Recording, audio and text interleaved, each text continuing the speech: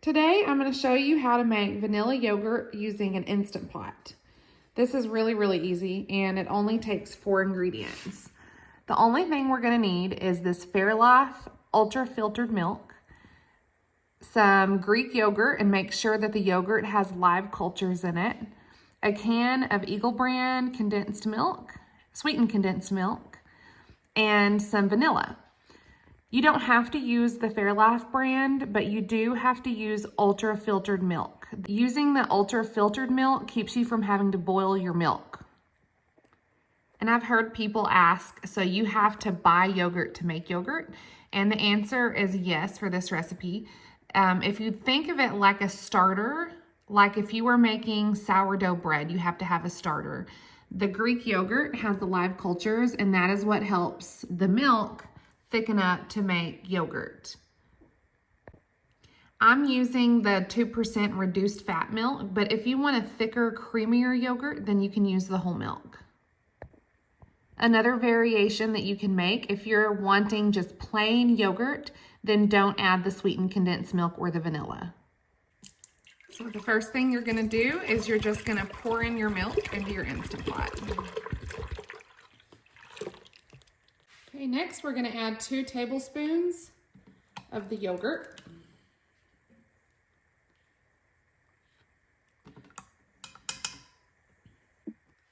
I'm gonna give this a little bit of a whisk to get that incorporated in there really well. All right, in the next part, you're gonna add in a can of sweetened condensed milk, and this is 14 ounces.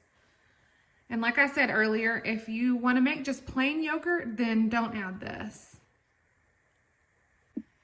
Now I'm just gonna whisk this in, get that mixed together really well. And you can add a little bit of the sweetened condensed milk at a time and taste it as you go to see how sweet you like it. So I actually ended up only using probably about 3/4 of this can because I feel like it's sweet enough, but you might like it sweeter, so you can add the whole thing.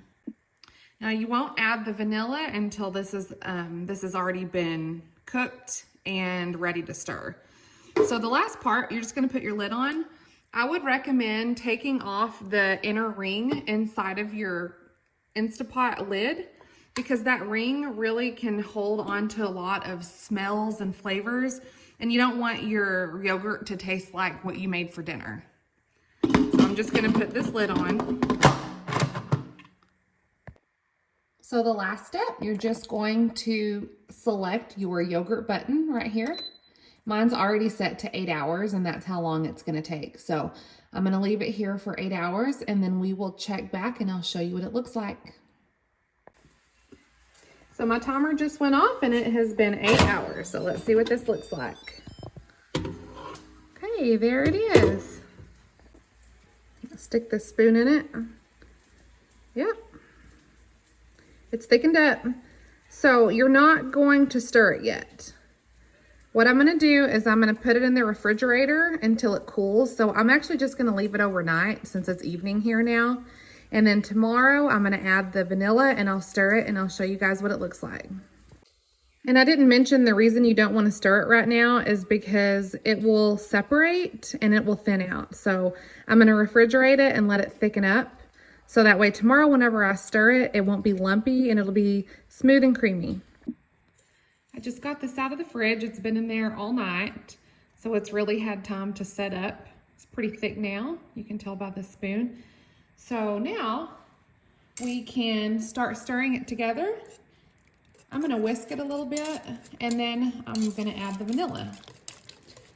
So you can tell since I let it sit overnight and really cool off, it's very thick, very creamy. And I even use the 2% milk. So if you use the whole milk, it'll even be creamier than this. Okay, I'm gonna add in a teaspoon of vanilla. I'm just gonna whisk that in.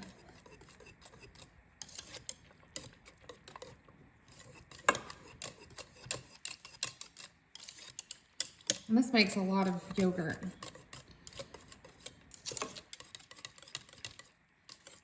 You can cover this and it'll stay good in your fridge for 2 weeks. This yogurt is really good, really creamy. So I think you're gonna like this one. Y'all let me know if you try it.